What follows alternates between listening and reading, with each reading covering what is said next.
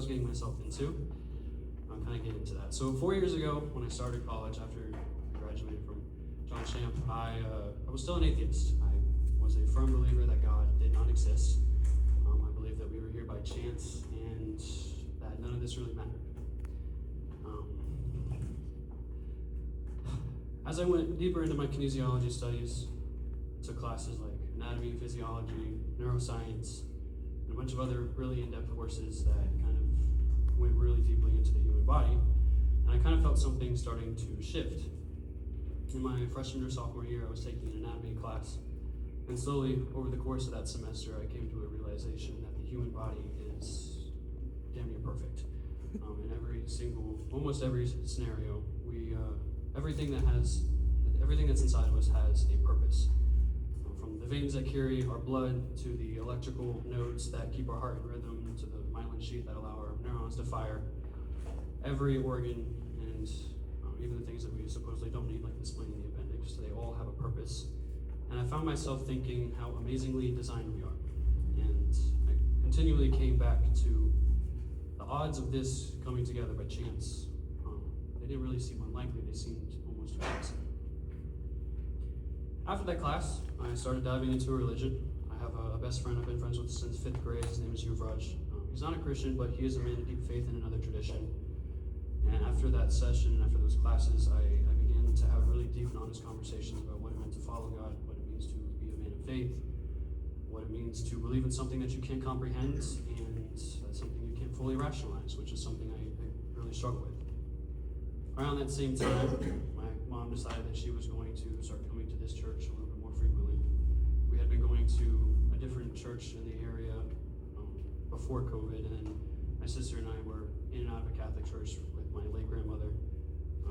But once I realized that Pastor Garrett here was the pastor, I knew him before he opened this. It was pretty easy and kind of a no-brainer to come here. And it felt very natural coming here. Now I'm gonna skip forward in the timeline to about 3 days ago, last Thursday. I just finished going to the gym with Yuvraj, and we decided to go to Buffalo Wild Wings afterwards to get some protein. Pastor Garrett had asked me to write a reflection, I don't even know, maybe a month ago, and I still had nothing. I had absolutely nothing. I had wrote like 4 or 5 drafts, and I deleted all of them because they felt superficial and fake. And that conversation came up at Buffalo Wild Wings. And as I was conversing with Yuvraj, I started to put into words something that I have been feeling for a while. And it's that I feel disconnected from God because I doubt everything, and those doubts lead me to rationalize everything. And obviously these are things that cannot be rationalized. And as that realization set in, I began to cry in Buffalo Wild Wings. It was very humbling. I've come to understand that I am very envious of those who are in a better spiritual position than myself. I strive and I want to be convicted, and I want to fully believe without any kind of hesitation, but my brain continues to push back with it without any rationalization. It wants to rationalize everything, and I don't want it to do that. After that conversation with Yuvraj, almost on cue, he texts me, and I'm like, of course, he texts me right now. What are the odds of that? God humbling me, as usual. And I called him honestly, and I told him that I wasn't going to share on Saturday or on Sunday because I didn't think it was right to stand up here and reflect on something that I wasn't sure I believed in. And his response was to tell me about this verse. It was Matthew 28, verse 16 to 17. It goes, "Then the 11 disciples went to Galilee, to the mountain where Jesus had told them to go. When they saw him, they worshipped him, but some doubted." He reminded me that even the people who were there, who literally saw Jesus, witnessed his life, witnessed his resurrection, even they doubted. And he told me that faith is often irrational, and that is what precisely makes it so difficult.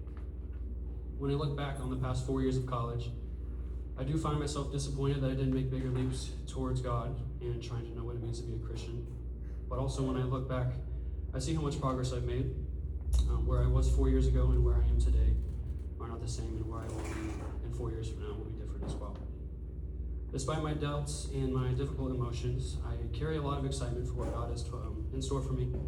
I don't know what he has planned, which honestly terrifies me, but I do know that this church and all cornerstone of my journey, especially Pastor Garrett. And there's real comfort in knowing that even when I'm at my lowest, crying in Buffalo Wild Wings, I have a community of people that are willing to walk alongside me and help me find my way. Thank you.